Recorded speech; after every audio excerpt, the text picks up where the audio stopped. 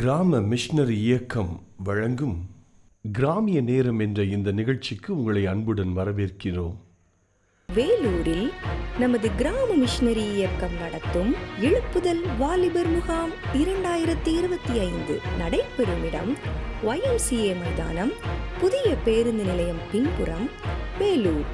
நடைபெறும் நாள் ஜனவரி 26 அரசு விடுமுறை தினத்தன்று நடைபெற இருக்கிறது. நடைபெறும் நேரம் மதியம் 3 மணி முதல் இரவு 8 மணி வரை நடைபெறும். தேவ செய்தி அளிக்க வருகிறார்கள் சகோதரர் டேவிட் கணேசன் அவர்கள் மற்றும் சிதம்பரக்கனி சந்தோஷ் அவர்கள். மேலும் தொடர்புக்கு 7370004444 04562246500. God bless you. இயேசு கிறிஸ்துவின் இனிய நாமத்தினாலே கிராம மிஷனரி இயக்க குடும்பத்தின் சார்பாக உங்கள் ஒவ்வொருவருக்கும் உடைய அன்பின் புத்தாண்டு வாழ்த்துக்கள். அல்லேலூயா. நீங்கள் நல்லா இருக்கிறீங்களா? ஆண்டவர் கரம் உங்களோடு கூட இருக்கும். இந்த புதிய வருஷத்தில் புதிய வாக்குத்தத்தத்தோடு, புதிய நம்பிக்கையோடு, புதிய விசுவாசத்தோடு உங்களுடைய குடும்ப வாழ்க்கை ஆரம்பிச்சிருக்கிறீங்களா? உங்களுடைய நம்பிக்கையின்படி ஆண்டவர் உங்களுக்கு அற்புதம் செய்வார். கட்டாயமாக இந்த வருஷத்தை ஆண்டவர் இரட்டிப்பான நன்மைகளினால் உங்களை நிறைப்பார். அல்லேலூயா. தொடர்ந்து எனக்காக நாங்கள் செய்து வருகிற ஊழியத்திற்காக நீங்கள் ஜெபித்து கொள்ளும்படி அன்பாய் வேண்டுகிறேன். பெரிய ஒரு இலக்கோடு கூட இந்த ஊழியத்தை, இந்த வருஷத்தை நாங்கள் ஆரம்பித்திருக்கிறோம். குறிப்பாக வாலிபர்கள் மத்தியில், சிறுவர்கள் மத்தியில் பெரிய ஒரு தரிசனத்தை ஆண்டவர் கொடுத்திருக்கிறார், பாரத்தை கொடுத்திருக்கிறார். இன்றைக்கு இருக்கிற சிறு பிள்ளைகளும் சரி, வாலிபர்களும் சரி, செல்போனுக்கு அடிமையாக இருக்கிறார்கள், பாவத்திற்கு அடிமையாக இருக்கிறார்கள். அநேக வாலிபர்கள் பெற்றோர்கள் செய்கிற பெரிய ஒரு மனக்குமரல், என் பிள்ளை காதல் வயப்பட்டிருக்கிறான், போதைக்கு அடிமையாக இருக்கிறான், படிக்கிறதுல கான்சன்ட்ரேஷன் இல்லை, சர்ச்சுக்கு வரமாட்டான், பைபிள் வாசிக்க மாட்டான், ஜெபிக்க மாட்டான். இப்படி கம்ப்ளைண்ட்ஸுகள் தான் நிறைய பெற்றோர்கள் இருந்து வந்து கொண்டே இருக்கிறது. பாருங்கள், ஆண்டவரும் அவர்களை குறித்து தான் பாரப்படுத்துகிறார். குறிப்பாக இந்த 2025 வருஷம் முழுவதிலும் தமிழ்நாட்டில் உள்ள எல்லா மாவட்டங்களிலும் வாலிபர் மத்தியிலே, சிறுவர்கள் மத்தியிலே பெரிய ஒரு ஊழியத்தை செய்ய வேண்டும் என்று சொல்லி ஆண்டவர் பாரப்படுத்தி இருக்கிறார். பாருங்கள், இந்த கிராம மிஷனரி இயக்க ஊழியமே ஆட்டுக்குட்டிகளை மைப்பாயாக என்ற ஆண்டவர் பெரிய ஒரு கட்டளையைத்தான் ஆண்டவர் சொன்னார். அல்லையில் ஒரு கிராமத்தில் ஆட்டுக்குட்டி இருக்குதா, ஆடை திருட நினைச்சா ஆடு முட்டும் முறைக்கும் தன்னுடைய எதிர்ப்புகளை காண்பிக்கும். ஆடை திருடுறதை விட ஆட்டுக்குட்டியை திருடுறது ரொம்ப ஈஸி. பாருங்க, ஆட்டுக்குட்டியை தோளில் போட்டு வந்துட்டோம்னா ஆடுகள் தன்னால் நம்ம பின்னாடி வந்துடும். ஆமென். ஆட்டுக்குட்டியில் ஆகிய சிறுவர்கள், வாலிபர்கள் முதல்ல ஆண்டவருக்கு சொந்தமாக மாற்றினா அவருடைய பெற்றோர்கள் ஈஸியாக ரட்சிக்கப்பட்டுருவாங்க. பாருங்க, இதுதான் ஆண்டவர் கொடுத்த பிரதான பாரம், கட்டளை. அல்லேலூயா. அதனால தான் ஆலயமில்லாத கிராமங்களிலே முதலாவது சிறுவர் ஊழியத்தை ஆரம்பித்து படிப்படியாக அவர்கள் வாலிபர்களாக வரும்போது வாலிபர்களுக்கென்று ஒரு நாள் சிறப்பு முகாம்களை ஒழுங்கு செய்து, சீசத்துவ முகாம்களை ஒழுங்கு செய்து, பின்தொடர் பணி செய்து அவர்கள் நாளை தலைவர்களாக, ஊழியர்களாக, சபையின் அஸ்திபாரங்களாக மாறுபடி விரும்புகிறோம். அவர்கள் மூலியமாக அவருடைய பெற்றோர்களும் ஈஸியாக ரட்சிக்கப்படுகிறார்கள். அல்லேலூயா. அதனால தான் இந்த வருஷத்தில் எல்லா மாவட்டங்களையும் வாலிபர் முகாம்களை ஒழுங்கு செய்யணும், எல்லா தாலுக்காக்களையும் சிறுவர் முகாம்களை ஒழுங்கு செய்யணும்னு சொல்லி துரிதமாக ஜெபத்தோடு பாரத்தோடு இந்த ஊழியத்தை, இந்த வருஷத்தை ஆரம்பிச்சிருக்கிறோம். குறிப்பாக இந்த மாதத்தில் ஜனவரி 26 குடியரசு தினத்தன்று வேலூரை மையமாக வைத்து அதை சுற்றியுள்ள ஒரு 5 அல்லது 6 மாவட்டங்களில் இருக்கிற வாலிபர்களை அங்கே ஒன்று சேர்க்க வேண்டும் என்று சொல்லி கர்த்தருக்குள் நாங்கள் இலக்கு வைத்திருக்கிறோம். ஒருவேளை இந்த செய்தியை கேட்குற நீங்கள் வேலூரை சுற்றி ஒரு 100லிருந்து 150 கிலோமீட்டர் தொலைவில் நீங்கள் இருக்கிறீங்களா? கட்டாயமாக உங்கள் பிள்ளைகளை இந்த வாலிபர் முகாம்களை பங்கு வர செய்யுங்கள். அல்லேலூயா. எப்பொழுதுமே கிறிஸ்தவ உலகத்தில் நான் பார்க்கிற பெரிய வேதனை என்ன தெரியுமா? இது அவங்க வைக்கிற முகாம், அந்த சர்ச்சுக்காரங்க வைக்கிறது, அந்த ஸ்தாபனம் வைக்கிறதுன்னு சொல்லி நம்ம எல்லாம் பிரிவான சிந்தனையோடு இருக்கிறோம். இல்லைங்க, நம்ம ஏசப்பாவுடைய நம்ம எல்லாரும் ஒரே பிள்ளைகள். அல்லேலூயா. நம்ம எல்லாரும் ஒருமனப்படணுங்க. அல்லேலூயா. ராஜாவின் வேலை அவசரம், இயேசு ராஜாவின் வேலை மிக மிக அவசரங்க. நம்ம எல்லோரும் சபைகளாக, ஊழியக்காரர்களாக, கிறிஸ்தவ பெற்றோர்களாக நாம் ஒருமனப்பட வேண்டும். இதை கேட்கிற அன்பிற்குரிய கிறிஸ்தவ நண்பர்களை, 26ஆம் தேதி நீங்களும் உங்கள் பிள்ளைகளை அழைச்சிட்டு வாங்க. அல்லேலூயா. இந்த செய்தியை கேட்குற நீங்கள் ஒவ்வொருத்தரும் உங்களால் இயன்ற ஒரு 12 வாலிபர்கள் அல்லது 10 வாலிபர்களை அழைச்சிட்டு வாங்க. இயேசு கிறிஸ்து ஊழிய ஆரம்பிக்கும் போதே 12 சீசர்களை உருவாக்குகிறார். நீங்களும் நானும் நினைச்சோன்னா கட்டாயம் ஒரு 12 வாலிபர்களை ஒன்று சேர்க்க முடியும். நீங்கள் அதற்கென்று நேரம் எடுங்க.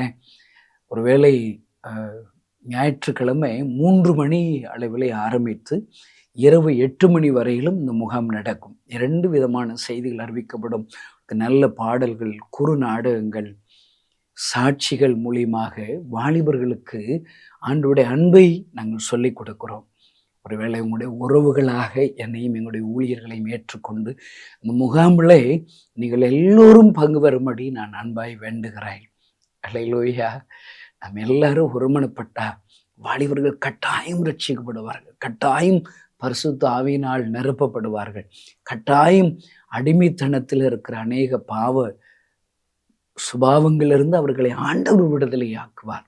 குமாரனா விடுதலையாக்கினால் மெய்யாகவே விடுதலையாவீர்கள். அல்லேலூயா. நாம செய்யறத நாம செய்யணுங்க. 4 வாலிபர்கள் ஒன்று சேர்த்து மார்க் 2ஆம் அதிகாரத்துல துமுறுவாதக்காரனை இயேசுவிடத்தில் கொண்டு வந்து சேர்க்கிறார்கள். அவ்வளவுதான். அந்த 4 வாலிபர்கள் செய்ய வேண்டிய வேலையை அவர்கள் செய்து விட்டார்கள். ஆண்டவர் செய்கிற வேலையை ஆண்டவர் செய்கிறார். அந்த திமிர்வாத வியாதி உள்ள வாலிபனை எழுந்து நடக்க செய்கிறார். அன்பு கிறிஸ்தவ நண்பர்களே, உறவுகளே, நீங்கள் எல்லோரும் வாருங்கள். நீங்கள் கட்டாயம் உங்களால் இயன்றபடி வாலிபர்களை அழைச்சிட்டு வாங்க. பிரயாணப்படுங்க. ஒரு 100 கிலோமீட்டர் தொலைவில் உள்ள வேலூர் சுற்றி உள்ள எல்லா கிறிஸ்தவ நண்பர்களும் அன்றைக்கு ஒரு வாலிபர் அறுவடை திருவிழாவாக நினைங்க. பெரிய ஒரு எழுப்புதல் வேலூரில் இருந்து புறப்பட போகுதுன்னு சொல்லி நீங்கள் பாரம் கொள்ளுங்க. குறிப்பாக வேலூர் மாவட்டத்தில் இருக்கிற நீங்கள் கட்டாயம் இதில் பங்கு பெறுங்க. அதோடு கூட நீங்கள் வாலிபரை அழைச்சிட்டு வாங்க. ஒருவேளை உங்களுக்கு முடியுமானால் இந்த வாலிபர் முகாமிற்காக உபவாசம் இருந்து நீங்கள் ஜெபம் பண்ணுங்க. உங்கள் வீட்டில் ஒரு ஜெபக்குழுக்களாக நீங்கள் ஜெபிக்கலாம். ஒருவேளை இன்னும் என்னால் வாலிபரை அழைச்சிட்டு வர முடியாது அப்படின்னு சொல்கிறவங்க உங்களால் இயன்ற காணிக்கைகளை நீங்கள் கொடுக்கலாம். வேலூர் மாவட்டத்தை சுற்றிலும் உள்ள மாவட்டங்களில் எங்களுடைய மிஸ்டரிகள் 100க்கும் அதிகமான மிஸ்டரிகள் அங்கே இருந்து பணி செய்கிறார்கள். அவர்கள் ஒவ்வொருவரும் ஒரு 5 அல்லது 10 கிராமத்தில் ஊழியம் செய்கிறாங்க. அந்த கிராமத்தில் இருக்கிற வாலிபர்கள் அழைச்சிட்டு வருவதற்கு ஒருவேளை வேன் ஒழுங்கு செய்திருக்கிறோம். ஒரு வேன் சுமார் 7,000 to 10,000 வரை. சில பக்கத்தில் கிராமங்களில் 5,000 ரூபாய் செலவாகும். ஒருவேளை உங்கள் சார்பாக, குடும்பத்தின் சார்பாக ஒரு கிராமத்தில் இருக்கிற வாலிபர்கள் அந்த வாலிபர் முகாமில் பங்கு வருவதற்கு நீங்கள் காணிக்கையினாலே ஜெபத்தோடு கூட உதவி செய்யலாம். எழுந்து கட்டுவோம் வாருங்கள். விழுந்து கிடக்கிற வாலிபர்களுடைய வாழ்க்கை எழுந்து கட்டுவோம். ஆண்டவர் பெரிய காரியங்களை செய்வார். அல்லேலூயா. ஜெபிங்கள், செயல்படுங்கள். ஆண்டவர் பெரிய காரியங்களை செய்வார். ஆமென். இன்றைக்கு உங்களோடு கூட பேசும்படி ஆண்டவருடைய சமூகத்தில் நான் ஜெபித்த போது ஆண்டவர் அப்போஸ்தலர் நடவடிக்கைகள் 1ஆம் அதிகாரத்தை எனக்கு காண்பித்து கொடுத்தார்.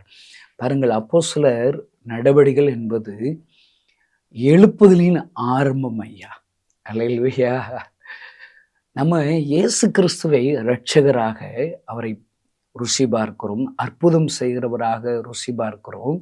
பிசாசின் பிடியில் உள்ளவர்களை விடுதலையாக்கிறவர்களாக நாம் அவரை ருசி பார்க்கிறோம், அறிந்து கொள்கிறோம். அல்லேலூயா. அறிந்த பின்பாக நாம் ஒவ்வொருவரும் நாம் செயல்படுகிறவர்களாக மாற வேண்டும். நல்லா புரிஞ்சுக்கோங்க. எல்லாரும் சுவிசேஷ புஸ்தகத்திலேயே தங்கிவிடக்கூடாது. அல்லேலூயா. இயேசு கிறிஸ்து என் இரட்சகராக, சுகமாக்குகிறவராக, அற்புதம் செய்கிறவராக, என் துக்கங்களை சந்தோஷமாக மாற்றுகிறவராக, என்னுடைய பாடுகளை எனக்காக சிலுவையில் அடிக்கப்படுகிறவராக, என் பாவத்திற்கான தண்டனை சுமக்கிறவர்களாக சுவிசேஷ புஸ்தகத்திலேயே நாம் இருக்கிற இயேசுவே எனக்கு போதும் என்று சொல்லி கிறிஸ்தவ நண்பர்கள் தங்கிவிட்டார்கள். ஹல்லேலூயா. நல்லா ஞாபகம், அது நல்லது. வருத்தப்பட்டு பாரம் சுமக்கிறவர்களே நீங்கள் எல்லோரும் என்னிடத்தில் வாருங்கள், நான் உங்களுக்கு இளைப்பாறுதல் தருவேன். இளைப்பாறுதல் தருகிற ஆண்டவரை ருசி பார்த்தாயிற்று. ஆமென். பாருங்கள், சீசர்களை 12 பேர்களை ஆண்டவர் தெரிந்து கொள்கிறார். அடுத்ததாக ஒருவேளை 70 பேர்களை தெரிந்து கொள்கிறார். அவர் மரித்து அடக்கம் பண்ணப்பட்டு 3ஆம் நாள் உயிரோடு கூட எழுந்து பரம் ஏறும்போது 120 பேர் சீசர்களை உருவாக்கி விட்டார். அல்லேலூயா. அவர்கள் எல்லோரும் ஆண்டவரை ருசி பார்க்கிறார்கள். அவர் அற்புதத்தை கண்களினால் பார்க்கிறார்கள். எல்லோரும் இயேசு கிறிஸ்து உயிரோடு இருக்கிறவராக அவர்கள் ருசி பார்த்து விடுகிறார்கள். அப்படியே அவர்கள் தங்கிவிடவில்லை. இன்றைக்கு எழுப்புதல் ஏன் தாமதிக்கிறது? எல்லா கிறிஸ்தவ நண்பர்களும் சுவிசேஷ புஸ்தகத்திலே தங்கிவிட்டோம். இந்த செய்தி கேட்கிற அன்பு ஊழியக்கார நண்பர்களை, கிறிஸ்தவ நண்பர்களை, உங்களுடைய வாழ்க்கையிலே அப்போஸ்தலர் நடவடிக்கைகள் தொடங்கி விட்டதா? ஆமென். பாருங்கள், புதிய ஏற்பாடு பழைய ஏற்பாடு என்று இருக்கிறது. பழைய ஏற்பாடுல ஆண்டவருடைய எத்தனையோ ஓமைகள், ஆண்டவர் யார் என்பதை காண்பிப்பதற்கு எத்தனையோ சத்தியங்களை ஆண்டவர் எழுதி கொடுத்திருக்கிறார். இந்த இயேசுவால் நாம் ஆராதிக்கிற அந்த ஆண்டவரால் என்னெல்லாம் செய்ய முடியும் என்பதை பழைய ஏற்பாடுகளை ஆண்டவர் சொல்லி கொடுத்திருக்கிறார். அல்லேலூயா. ஆதியாகமம் முதல் அல்லேலூயா சகரியா புஸ்தகம் வரையிலும் இயேசுவை காண்பிக்கிற ஓமைகளாக காண்பிக்கிற நிழல்கள் தான் அந்த பழைய ஏற்பாடுகள். அதனுடைய நிஜம்தான் புதிய ஏற்பாடு. அல்லேலூயா. இயேசு கிறிஸ்து என்னெல்லாம் செய்ய முடியும்? ஒன்றும் இல்லாமலிருந்து எல்லாவற்றையும் உண்டாக்க முடியும். ஆதியாகமம் சொல்லுகிறது. யாத்திராகம புஸ்தகம், என்னுடைய பிரயாணங்களிலே அவருடைய பிரசனம் இருக்கும், அவருடைய சமூகம் முன்பாக செல்லும். ஆமென். அவர் அக்கினி ஸ்தம்பமாக மேகஸ்தம்பமாக ஆண்டவர் நம்மோடு கூட வருவார். நமக்கு வாக்குத்தத்தம் பண்ணப்பட்ட கானானை நமக்கு அருளி செய்வார். அல்லேலூயா. யாத்திராகமம் சொல்லுகிறது. பாருங்க, இந்த புதிய ஏற்பாட்டிலும் அதனுடைய நிஜமாக நமக்கு வாக்குத்தத்தம் பண்ணப்பட்ட கானானை பழைய ஏற்பாட்டிலே அடைய செய்தது போல நாம் பரலோக ராஜ்யத்தை அடையும்படி நமக்கு வாக்கு கொடுக்கிறார். அல்லேலூயா. தானியேலின் புஸ்தகத்தின் மூலியமாக சிங்க கபிலிருந்து தானியேலை விடுவிக்க முடியும். சாத்ராக் மேசாக் ஆபேத்நேகோ ஆண்டவர் மேல் வைராக்கியத்தோடு இருந்தபோது அக்கினியின் நடுவிலே அவர்களை விடுவிக்கும்படி உலாவ என் ஆண்டவரால் முடியும். அல்லேலூயா. ஆண்டவர் நமக்கு பழைய ஏற்பாட்டிலே ஆண்டவர் அநேக சத்தியங்களை வெளிப்படுத்தி விட்டார். புதிய ஏற்பாட்டிலே சுவிசேஷ புஸ்தகங்கள் 4 புஸ்தகங்கள் இருக்கு. அதன் மூலியமாக தேவன் எப்படிப்பட்டவர், அன்புள்ளவர் என்பதை ஆண்டவர் நமக்கு சொல்லிக் கொடுக்கிறார். அதற்கு முடிவிலே நமக்கு ஆண்டவர் சொல்லுகிற காரியம் என்ன தெரியுமா? மத்தேயு புஸ்தகம் கடைசி அதிகாரமும் சரி, மார்க்கு கடைசி அதிகாரமும் சரி, நமக்கு சொல்லிக் கொடுக்கிற சத்தியம், நாம் எல்லோரும் புறப்பட்டு போக வேண்டும். எங்கெல்லாம்? பூமியின் அல்லேலூயா அல்லேலூயா உலகம் முழுவதிலும் புறப்பட்டு போய் சுவிசேஷத்தை பிரசங்கிக்க வேண்டும். அல்லேலூயா. பாருங்க, இதை நம்ம மறந்துட்டோம். அப்போஸ்தல நடபடிகள் உங்கள் வாழ்க்கையில ஆரம்பித்து விட்டதா? ஆக்ட்ஸ் உங்களுடைய வாழ்க்கையில ஆரம்பித்து விட்டதா என்று ஒரு கிறிஸ்தவ நண்பர்கள் ஒவ்வொருவரையும் பார்த்து கேட்டால் இன்னும் இல்லை என்று தான் சொல்லுவோம். நல்லா ஞாபகம், கிறிஸ்தவ வாழ்க்கை என்பது 2 கட்டளைகள். முதலாம், முழு இருதயத்தோடும் முழு ஆத்மாவோடும் முழு பலத்தோடும் ஆண்டவர் மேல அன்பு கூறணும். 2வது என்ன? நம்மை போல் மற்றவர்களை நேசிக்க வேண்டும். அல்லேலூயா. நாம் இயேசுவை ருசி பார்த்தது போல மற்றவர்களும் இயேசுவை ருசி பார்ப்பதற்கு என்னால என்ற உதவிகளை செய்ய வேண்டும், முயற்சிகளை செய்ய வேண்டும். ஆக்ட்ஸ் புஸ்தகம் ஆரம்பிக்கணுங்க. அல்லேலூயா. இந்த செய்தி கேட்கிற அன்பு நண்பர்களே, உங்க வாழ்க்கையில அப்போஸ்தல நடபடிகள் ஆரம்பித்து விட்டதா? இங்கு ஆண்டவர் பாருங்கள், லூக்கா புஸ்தகத்தின் கடைசி அதிகாரத்தை நீங்கள் வாசித்து பார்த்தீர்களானால் எல்லாம் முடிந்து விட்டது. அங்கு ஆண்டவர் இயேசு கிறிஸ்துவை சந்தேகப்பட்டு மறுதலித்த சீசர்களை மறுபடியும் தேடி போகிறார். மறுபடியும் தன் உயிரோடு இருக்கிறவராக காண்பித்து கொடுக்கிறார். பாருங்கள், அப்போஸ்தலர் 1ஆம் அதிகாரத்தினுடைய ஆரம்பம் என்ன? நிறைய சீசர்கள் இயேசுவை விட்டு தூரம் போய் விட்டார்கள், சந்தேகப்படுகிறார்கள், பயந்து போய் தங்கிவிட்டார்கள். அங்கு ஆண்டவர் செய்கிற முதலாவது காரியம் என்ன தெரியுமா? நீங்க அப்போஸ்தலர் 1ஆம் அதிகாரம் 3வது வசனத்தை வாசித்து பார்த்தால், அவர் பாடுபட்ட பின்பு 40 நாளளவும் அப்போஸ்தலருக்கு தரிசனமாகி தேவனுடைய ராஜ்யத்துக்குரியவைகளை அவர்களுடனே பேசி அநேக தெளிவான திருஸ்தனாங்களினாலே அவர்களுக்கு நம்மை உயிரோடு இருக்கிறவராக காண்பித்தார். ஆமென். இன்னும் நான் உயிரோடு தான்ப்பா இருக்கிறேன்னு சொல்லி எல்லோருக்கும் ஆண்டவர் காண்பிக்கிறார். 40 நாளளவும் அவருக்கு இதான் வேலை. உயிர்த்தெழுந்த பின்பாக இன்னும் நான் உண்மையுள்ளவராக, அற்புதம் செய்கிறவராக, உயிருள்ளவராக இருக்கிறேன் என்பதை அவர்களுக்கு நிரூபித்து காண்பிக்கிறார். அல்லேலூயா. இந்த 40 நாள்ல அவர் செஞ்ச காரியத்தை பைபிள்ல கொஞ்சம் வாசித்து பார்த்தோம்னா, சந்தேகப்படுகிற தோமாவை ஆண்டவர் தேடி போகிறார். தோமாவே, அவிசுவாசியாயிராமல் விசுவாசியாம இரு. உனக்கு என்ன சந்தேகம்? என் காயத்தை நீ தொட்டு பார்க்க போறியா? என் விழாவில் கையை விட்டு பார்க்க போறியா? வா, செஞ்சு பாரு. ஆண்டவர் தம்மை காண்பிக்கிறார். எத்தனை அன்பையா! ஒருவேளை தோமா ஒரு முறைதான் இயேசுவை சந்தேகப்பட்டார். ஆனால் நானோ எத்தனை முறைகள் அவரை சந்தேகப்பட்டு அவரை விட்டு தூரமாக போகிறோம். என்ன டேவிட் கணேசன் சந்தேகப்பட்டு தூரமாக போய்விடுகிறானே என்று சொல்லி ஆண்டவர் என்னை கைவிடவில்லை ஐயா, என்னை தேடி வருகிறார். உன் சந்தேகத்தை தீர்த்துக்கொள். நான் உயிருள்ள ஆண்டவர், இன்றும் ஜீவிக்கிற ஆண்டவர் என்பதை நிரூபிக்கிறார். அன்பு சகோதரனே, நீங்களும் ஆண்டவரை ஒவ்வொரு நாளும் சந்தேகப்பட்டு அவரை விட்டு தூரமாய் போய் விடுகிறீர்களா? இந்த செய்தி கேட்கிற இந்த வேளையில உன்னை தேடி வருவார். தோமாவை தேடி வருகிறது போல உன்னை தேடி அவர் வருவார். பாருங்கள், இந்த டேவிட் கணேசன் ஆகிய நான் எப்படி இந்த ஊழியத்தை 29 வருடங்களாக செய்து வருகிறேன். நானும் இயேசுவை சந்தேகப்பட்டு தோமாவை போன்று மறுதளித்தேன். இயேசுதான் தெய்வம் என்பதற்கு என்ன நிச்சயம்? இயேசு கிறிஸ்து வாழ்க்கையில எப்படி அவரை ஏற்றுக்கொண்டேன்?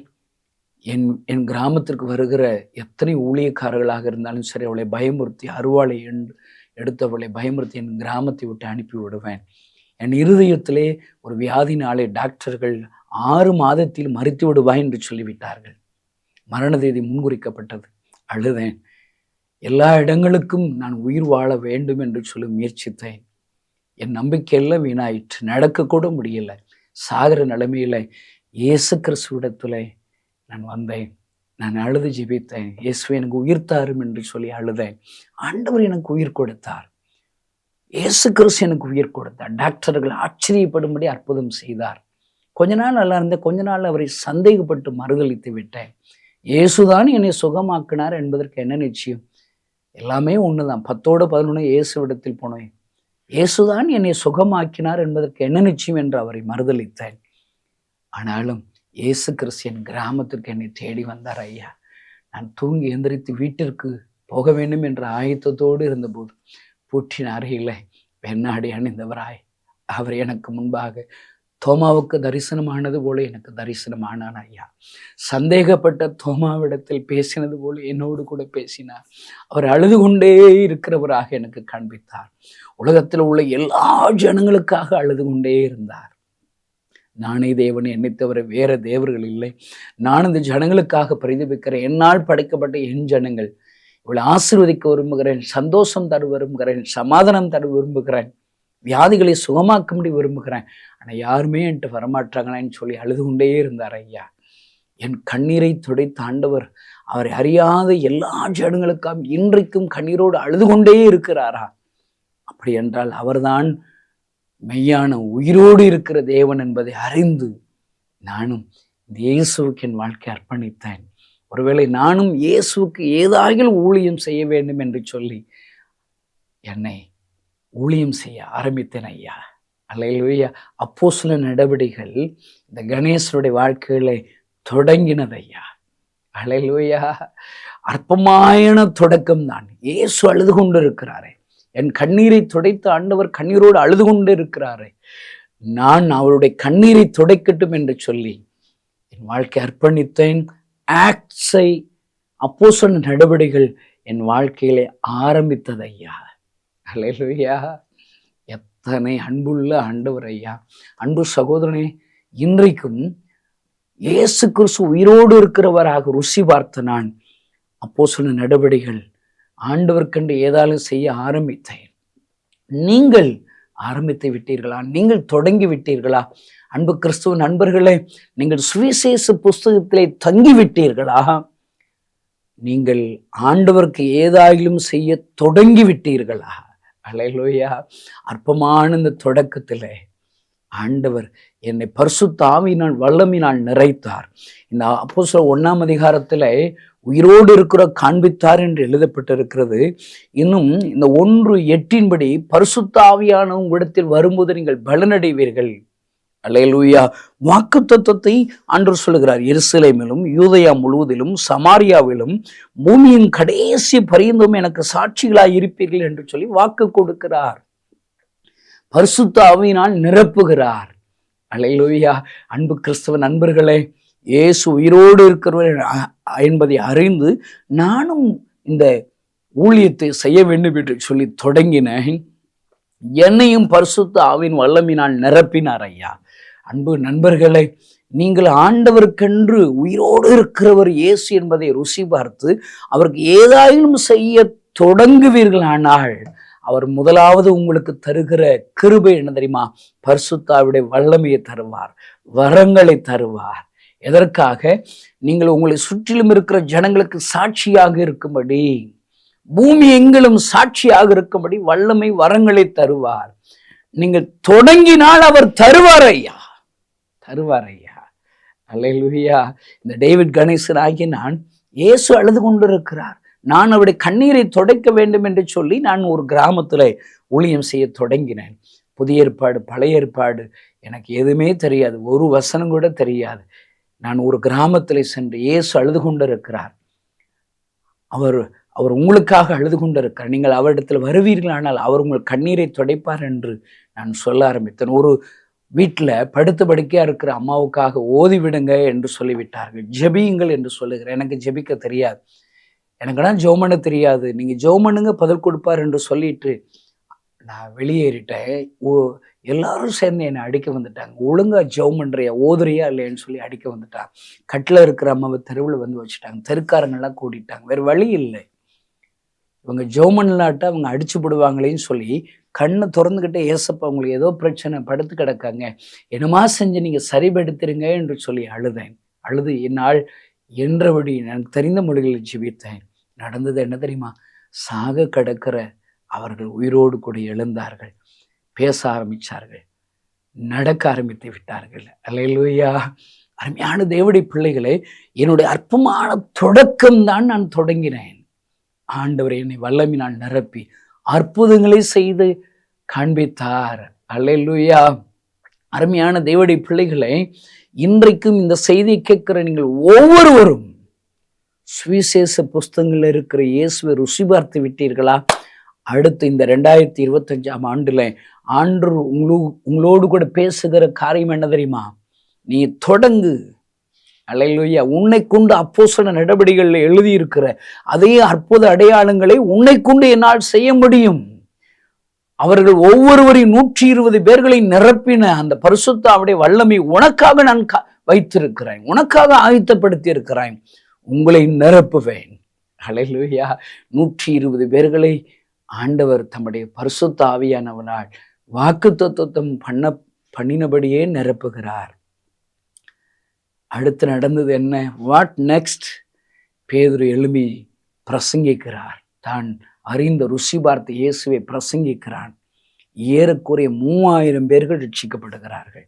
அன்பு கிறிஸ்தவ நண்பர்களே, நீங்கள் தங்கி விடாதீர்கள். சுவிசேஷ புஸ்தகத்தில் வல்லமையை பெற்றுக்கொள்ளுங்கள், பிரசங்கியுங்கள். அல்லேலூயா. பேதுருவை எடுத்து பயன்படுத்தினது போல உங்களையும் என்னையும் எடுத்து பயன்படுத்துவார். அடுத்து நடக்கிற அற்புதம் என்ன?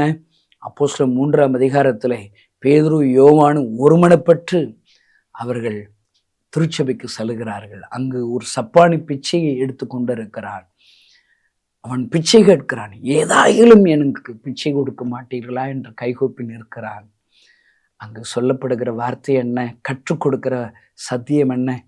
வெள்ளியும் இல்லை, பொன்னியும் இல்லை, என்னிடத்தில் இருக்கிறதை தருகிறேன். இயேசு கிறிஸ்துவின் நாமத்தில் எழுந்து நட என்று சொன்னபோது சப்பானி எழுந்து நடக்கிறான். அல்லேலூயா! எத்தனை அற்புதமான சம்பவங்கள் ஐயா! அப்போஸ்தலர் நடவடிக்கைகள் ஆரம்பித்து விட்டது.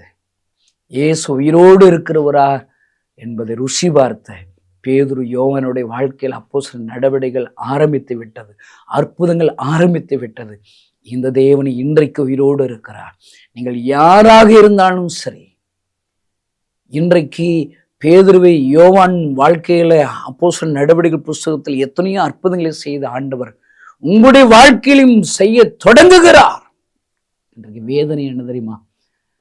அப்போஸ்தலர் நடவடிக்கைகளை தொடங்காதபடி திருச்சபைகள் தங்கிவிட்டது. கிறிஸ்தவ நண்பர்கள் தங்கிவிட்டார்கள். ஊழியர்கள் ஒரே இடத்துல தங்கிவிட்டார்கள். இந்த 2025 வருஷத்துல ஆண்டவர் உங்களை கொண்டு இன்னும் மகிமையான காரியங்களை, நடபடிகள் புஸ்தகத்தில் எழுதப்பட்ட அற்புத அடையாளங்களை உங்களை கொண்டு, என்னை கொண்டு செய்ய விரும்புகிறார். சகோதரனே, சகோதரியே, நீங்கள் தொடங்குவீர்களா? அற்பமாய் தொடங்குங்கள் ஐயா. ஏதாயிலும் செய்ய தொடங்குங்கள் ஐயா. என்னை பயன்படுத்தினது போல உங்களையும் பயன்படுத்துவார். கண்களை மூடி நாம் ஜெபிக்கலாம். பரலோகத்தில் இருக்கிற எங்கள் அன்பு தகப்பனே, உமக்கு நன்றி செலுத்துகிறோமே, துதிக்கிறோம் ஆண்டவரே. இந்த செய்தியை கேட்கிற ஒவ்வொருவரும் சுவிசேஷ புஸ்தகத்திலே தங்கிவிடாதபடி அப்போஸ்தலர் நடவடிக்கைகள் புஸ்தகம் ஆரம்பிக்கட்டும் அப்பா. அற்புதங்கள் ஆரம்பிக்கட்டும் ஆண்டவரே. அற்புத அடையாளங்கள் இந்த செய்தியை கேட்கிற ஒவ்வொருவரை கொண்டு நீர் செய்வீராக. அவர்கள் ஜெபிக்கும் போது சப்பானிகள் எழும்பி நடக்கட்டும் ஆண்டவரே. இந்த செய்தியை கேட்கிற ஒவ்வொரு மீதும் இந்த ஜெப வேளையிலே பரிசுத்த ஆவியின் வல்லமையினால் நிறைத்தழுவீராக, அந்நிய பாஷையினால் நிறைத்தழுவீராக. அவர்கள் ஒவ்வொருவரையும் சாட்சியாக நிறுத்துவீரான்னு சொல்லிக்கிறோம். இந்த தேசத்துல எழுப்புதல் வரட்டும் என்று நான் ஜெபிக்கிறேன். பெரிய காரியங்களை செய்யும் இயேசுவின் நாமத்தினால் பிதாவே, ஆமென்.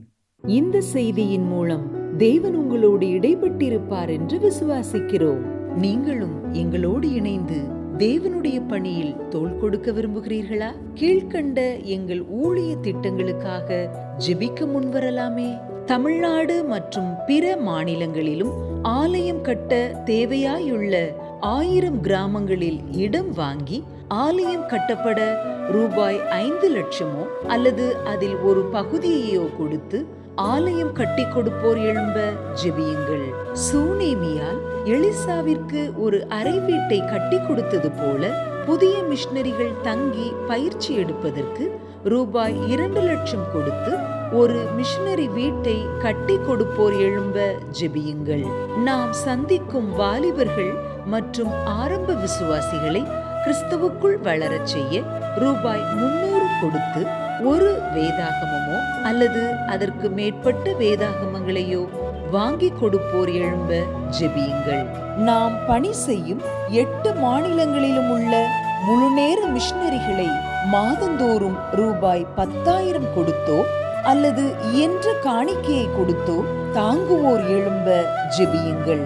தமிழ்நாடு மற்றும் பிற மாநிலங்களிலும் துரிதமாக சுவிசேஷம் அறிவிக்கவும் பின்தொடர் பணிக்காகவும் சுவிசேஷ வாகனங்கள் வாங்கி கொடுப்போர் எழும்ப ஜெபியுங்கள். மேலும் எங்களோடு தொடர்பு கொள்ள விரும்பினால் திரையில் காணும் எமது முகவரியை குறித்துக் கொள்ளுங்கள். கிராம மிஷனரி இயக்கம், தபால் பெட்டி எண் 51, விருதுநகர் 626001. இந்த நிகழ்ச்சியையோ அல்லது எங்கள் ஊழியத்தையோ நீங்கள் தாங்க விரும்பினால் கீழ்காணும் தொலைபேசி எண்ணை தொடர்பு கொள்ளலாம். 7378000444 73 78 000 444. கர்த்தர் தாமே உங்களை ஆசீர்வதிப்பாராக.